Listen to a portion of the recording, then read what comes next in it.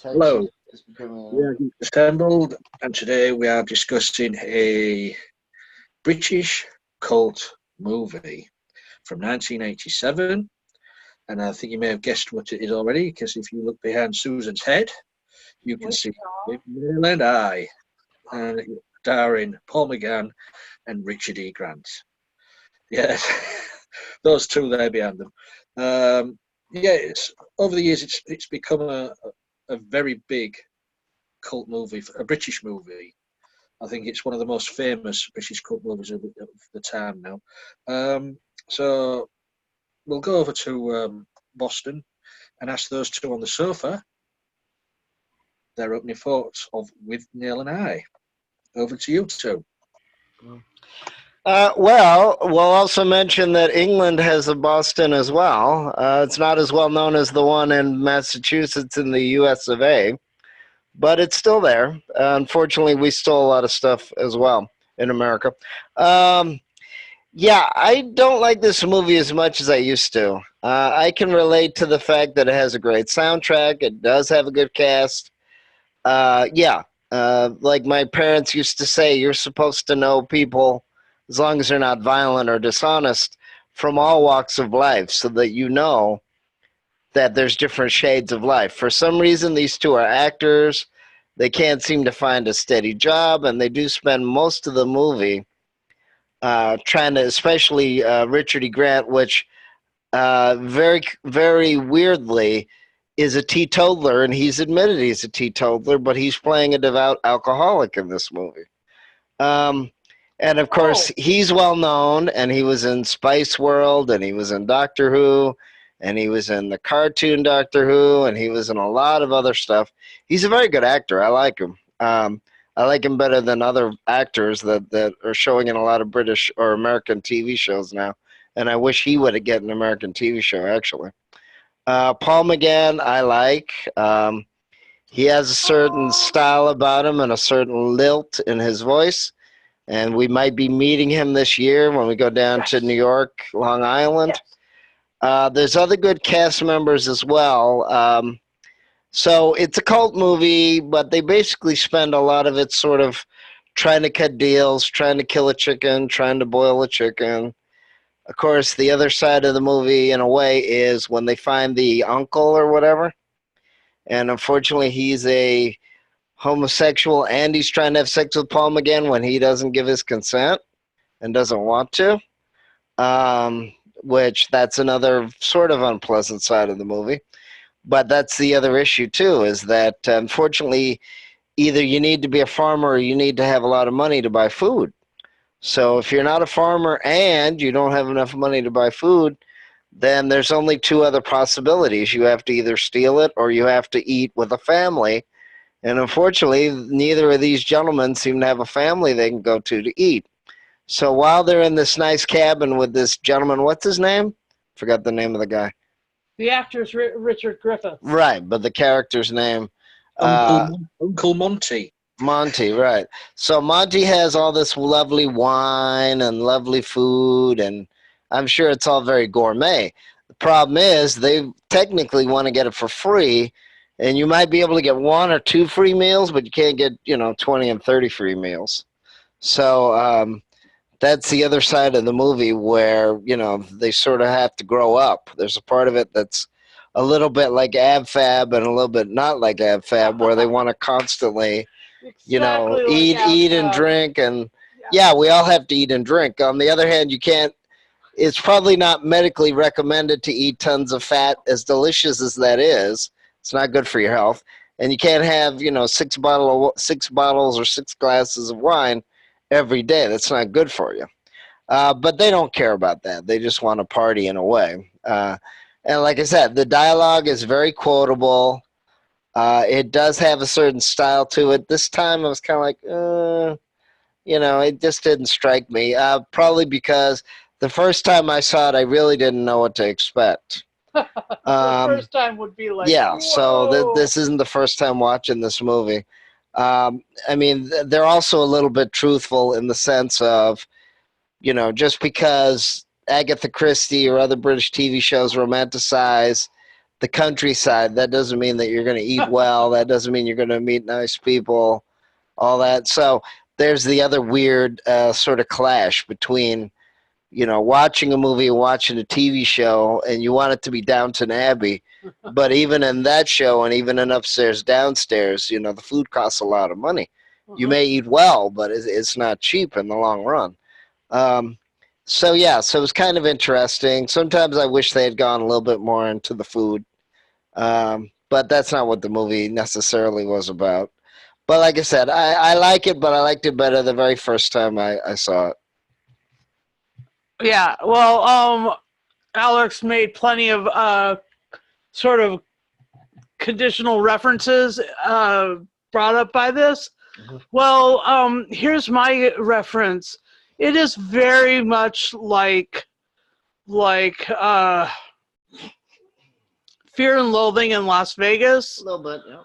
By Hunter S. Thompson, and these two actors are very Thompson-esque-ish. And, you know, it's funny that the poster here is designed by the guy who did all the artistry in Thompson's books. So yeah, it is very much like a drunk fest across the English countryside, and involved with cattle and chickens and farmers and various and sundry locals, and oh my gosh, pubs and stuff in London, and it's just it was brilliant. I love this movie a lot. I love Paul McGann in it. His acting is right on perfect. He looks so hammered and so scared, and so his acting is brilliant. And Richard E. Grant was sublime. I mean, absolutely sublime. I love the way he gallivanted around with such like interest and aplomb and stuff. He was amazing. And so, yeah, those are my opening thoughts on the great Withnail and I. Thank you both. You suggested this movie, didn't you, Susan? I did. Yeah, I dig it. Thanks for that. It's been quite a few years since I took it off the DVD shelf and watched it, so thank you for that. I enjoyed this. It's as I say, you can see why it's become a cult classic. It's not like any of the other movies out there. I can understand why when Alex first time watching this didn't know what to expect, because you don't expect Richard E. Grant to be drinking lighter fluid in the first 15 minutes. But I can believe this was his first movie. This was Richard E. Grant's first movie. So, you know, to do this in his first movie, what an actor. Started off on top. On top. I mean, this movie was written and directed by, what's his name now? Bruce Robinson. Actor, writer, director. If you cast your minds back to the movie we did a year or so ago called Still Crazy, about the British rock band. Quite right, too. He played Brian in that, the one who they all thought was dead.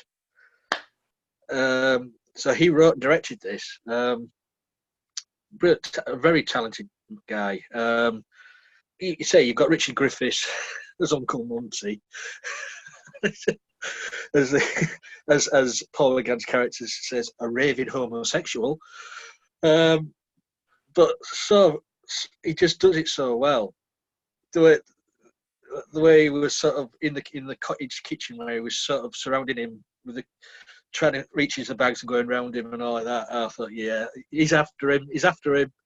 But Uncle Muncie, brilliant. And also you've got the actor Ralph Brown in this as Danny, the drug dealer. Yeah. With the big hair, and I mean, Ralph Brown has been in loads of movies, and he always sort of plays the same similar characters. But brilliant actor. Yeah, it's enjoyable. It's as you say, 2 out-of-work actors who give it all up and move up to the country for some time to chill out. And it's all about the mishaps, of the local people not seeing eye to eye with them, all the drugs, all the drink. But it was 1969. You know what I mean? Those was the 60s. It was. The 60s. Anything goes. But also as well, I don't know if you got the feel of it that Withnail was in love with Paul McGann's character. Yeah. By the end of the movie, because he told Uncle Monty all this stuff about. Well, I can't keep calling him that. His name in the script is Peter Mowd, Paul McGann's character, but he's known as I in the title. Yeah. He told him about this, and he was a toilet trader and all like this. But I think this was all coming from Withnail's love of that guy. Well, for sure, and the way Paul, the way I had to tell Uncle Monty that no, he was not interested in pursuing a sexual relationship with Uncle Monty because he was besotted with Withnail. I mean, it was like it was almost like Paul's character was trying to talk himself into it. Agreed. Yeah, it was exquisite. It's the acting is. I mean, okay, yes, there's a lot of expletives, a lot of drug taking, a lot of drink, but it's smearing each other with or smearing yourself with oil and fat. Deep heat, and stand near the radiator. But yeah, I enjoyed this. It brought back some good memories watching this. Hanging about in your tidy whities? No, I've never done that. Not yet. But yeah, it's the one where they had to, as I say, cook the chicken, shove it in the kettle. Yeah, it's a good movie. If you guys out there watching this now, I do recommend watching this, even if it's just once. Give this movie a viewing once in your life. You'll enjoy it. Hopefully, you'll enjoy it anyway. So, any favourite moments or things you thought, "Oh, that's going a bit too far"? You two? Well, I have lots of favorite moments. I love the pub scenes. I love it. These guys are just manic, and I love the scene where he has to throw the groceries in order to catch the cow. The Randy Bull. The Randy Bull. Oh my gosh, that was hilarious. And I just think it's like it so harkens to the whole Hunter S. Thompson or even William S. Burroughs or Jack Kerouac, that whole thing, that whole attitude of doing things to excess, to the extreme, so that you look like these characters. I mean, like, wow, you kind of have done so much stuff to do. Anyway, it's just, it was pretty brilliant. And, having read all those other guys, this when I first saw this movie, I'm like, yeah, oh my gosh, yes. It's just as mad as the others. It's like taking It's a Mad World and like upping the ante to 1,000,000. Like that's what these crazy. I don't know who it was written by. I was just trying to see who was a sec.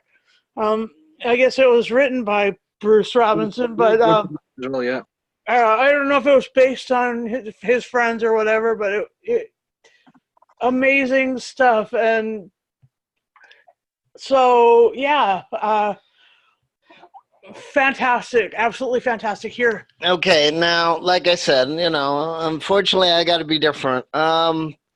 Yeah, I mean, there's one thing about partying, or if you're in I know a lot of people that I used to know in the theater were a little wild and, all that. But hopefully it's a phase too, because technically they barely are they're sort of still in their 20s, but not for much longer. And they may not be living after drinking so much anyway. So yeah, so I mean, there comes a point when you have to actually. Oh, that's fine. You're a grown man, but you're not having 20 of those in 1 week. I hope, unless it's water. So, in any case, yeah, there comes a point where you have to sort of grow up and you have to get out of the phase. I'm kind of glad that Paul McGann's character, found a job too, because you can't live like that forever unless you're going to have a family or sort of a family that agrees to have you, eat dinner with them all the time. And most people aren't filthy rich that they're going to say, okay, you can be here for, 40 dinners and just scarf everything down. Because food is very expensive, and it was expensive back then, but it's 6 times what it is now, or what it was then too. Yeah. So yeah, I mean that's okay for a while.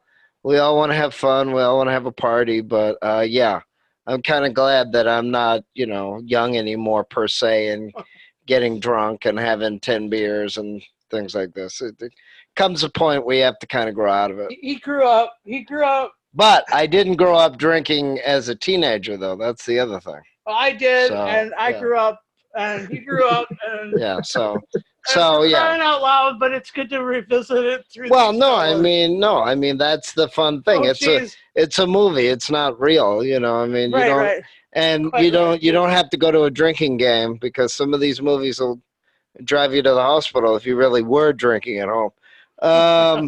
So yeah, so I mean, that's okay to see it in a movie, because in reality, they're not doing a lot of that in real life, because that would drive up the insurance. But yeah, I mean, hopefully he grows up. Most of us go through a wild phase, a rebellious, phase in life, but a lot of people do kind of grow up. Well, the point of the yeah. Okay, I see your point. I'll just leave it at that. You said what you said. You said important stuff. No, I mean the dialogue is great, and it shows an interesting point, and it shows, how their life is going. But on the other hand, that's why most people have apartments, because you can't live off of, other people, especially after a certain age. They're not 17 that they can live in somebody else's, place and constantly be there. And I couldn't see this movie getting made if it wasn't for the production of George Harrison's production company, Handmade. They took many movies what nobody else had touched and made them.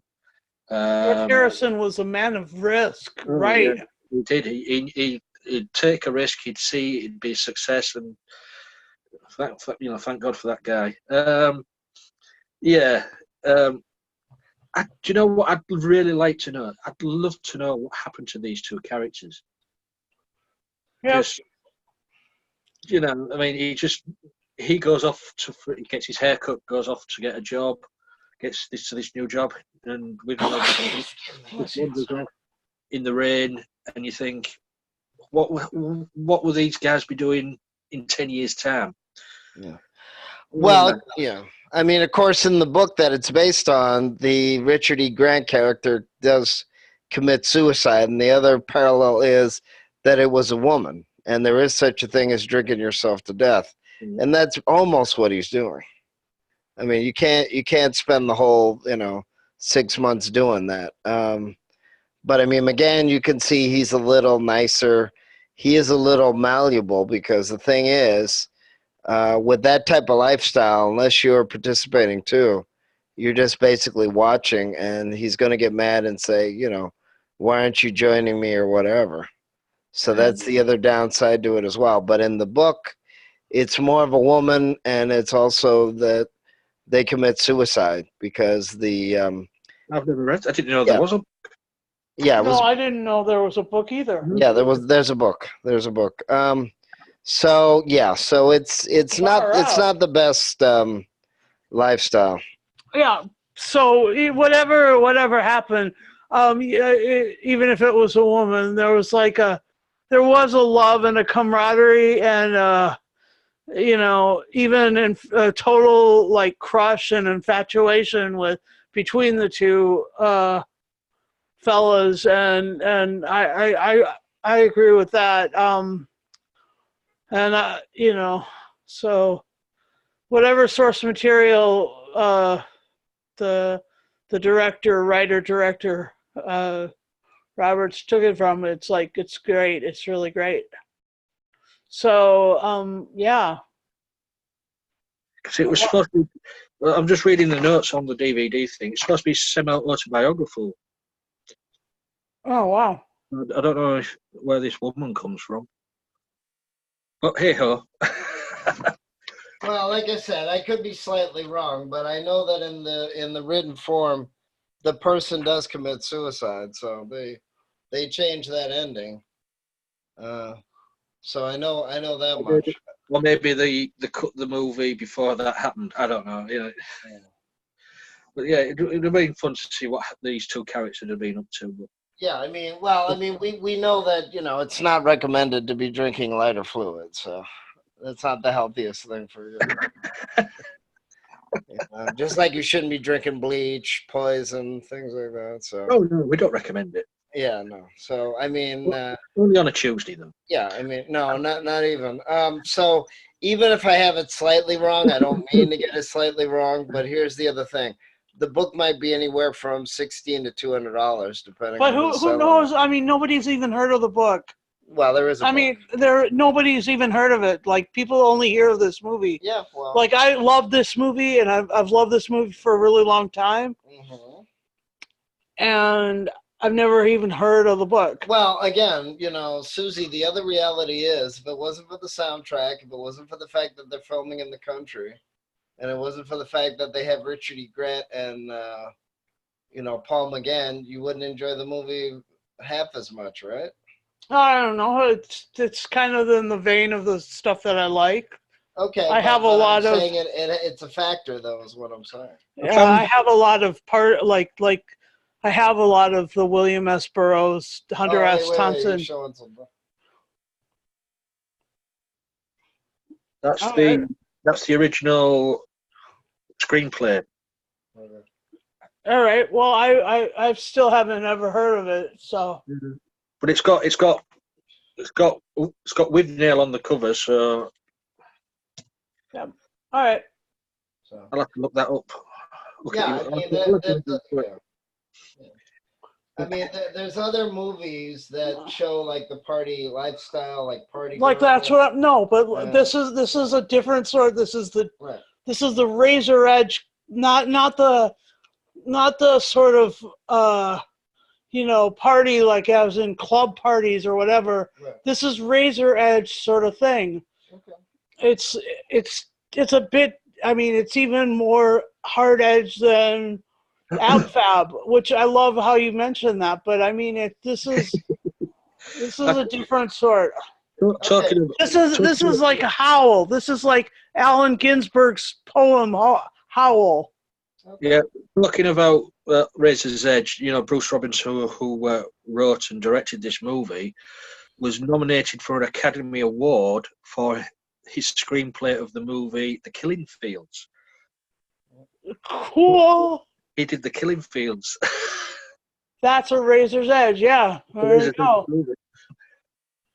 That was a brutal movie too. Yeah.